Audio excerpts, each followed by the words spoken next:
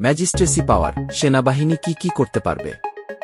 আগামী 2 মাসের জন্য নির্বাহী ম্যাজিস্ট্রেটের ক্ষমতা পেয়েছেন বাংলাদেশ সেনাবাহিনীর কমিশনপ্রাপ্ত কর্মকর্তারা।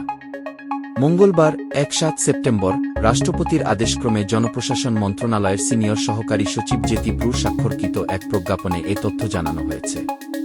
প্রজ্ঞাপন জারির তারিখ থেকে পরবর্তী 60 দিনের জন্য সেনা কর্মকর্তাদের এই ক্ষমতা দেওয়া হয়েছে। সেনাবাহিনীর নির্বাহী ম্যাজিস্ট্রেটের ক্ষমতাপ্রাপ্ত কর্মকর্তারা ফৌজদারি কার্যবিধির 1898 এর 64, 65, 83, 84, 86, 95, 2, 100, 105, 107, 109, 110, 126, 127, 128, 130, 133 ও 142 ধারার অপরাধগুলো বিবেচনায় নিতে পারবেন বলে প্রজ্ঞাপনে জানানো হয়েছে। আইনের এসব ধারা অনুযায়ী একজন নির্বাহী ম্যাজিস্ট্রেটের যেসব ক্ষমতা রয়েছে: ধারা 6(4) ম্যাজিস্ট্রেটের উপস্থিতিতে অপরাধ সংঘটনকারী ব্যক্তিকে গ্রেপ্তার করার বা গ্রেপ্তারের নির্দেশ দেওয়ার এবং হেফাজতে রাখার ক্ষমতা। ধারা 6(5) গ্রেপ্তার করার ক্ষমতা বা তার উপস্থিতিতে গ্রেপ্তারের নির্দেশনা যার জন্য তিনি গ্রেপ্তারি পরোয়ানা জারি করতে পারেন। ধারা 8(3), 8(4), 8(6) ওয়ারেন্ট অনুমোদন করার ক্ষমতা বা ওয়ারেন্টের অধীনে গ্রেপ্তারকৃত অভিযুক্ত ব্যক্তিকে অপসারণের আদেশ দেওয়ার ক্ষমতা। ধারা 9(5)(2) নথিপত্র ইত্যাদির জন্য ডাক ও টেলিগ্রাফ কর্তৃপক্ষের দ্বারা অনুসন্ধান এবং আটক করার ক্ষমতা। ধারা 100 ভুলভাবে বন্দী ব্যক্তিদের হাজির করার জন্য অনুসন্ধান ওয়ারেন্ট জারি করার ক্ষমতা।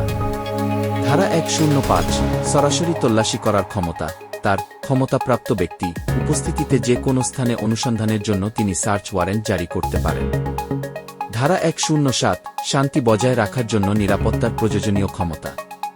ধারা 109 ভবঘুরে এবং সন্দেহভাজন ব্যক্তির ভালো আচরণের জন্য নিরাপত্তার প্রয়োজনীয় ক্ষমতা। ধারা 110 ভালো আচরণের জন্য নিরাপত্তা প্রয়োজনীয় ক্ষমতা। ধারা 126 জামিনের নিষ্পত্তি করার ক্ষমতা। ধারা 127 বেআইনি সমাবেশ ছত্রভঙ্গ করার আদেশ দানের ক্ষমতা। ধারা 128 বেআইনি সমাবেশ ছত্রভঙ্গ করার জন্য বেসামরিক শক্তি ব্যবহার করার ক্ষমতা। ধারা 130 বেআইনি সমাবেশ ছত্রভঙ্গ করার জন্য সামরিক শক্তি ব্যবহার করার ক্ষমতা।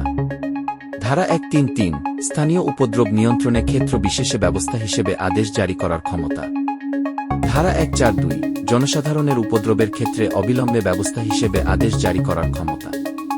উল্লিখিত ক্ষমতা ছাড়াও যে কোনো নির্বাহী ম্যাজিস্ট্রেটকে মোবাইল কোর্ট আইন 2009 এর অধীনে মোবাইল কোর্ট পরিচালনা করার জন্য সরকার এবং সেই সঙ্গে জেলা ম্যাজিস্ট্রেট দ্বারা সংশ্লিষ্ট এখতিয়ারের মধ্যে ক্ষমতা দেওয়া হয়েছে।